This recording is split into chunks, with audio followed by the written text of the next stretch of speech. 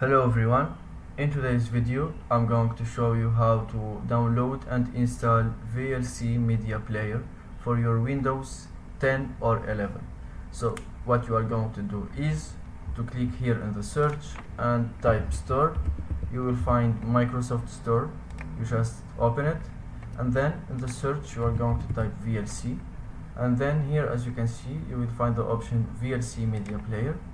You select it, and then you will find different applications. Make sure to install the official one, which is this one. You just select it here, and then as you can see, you will find the install button.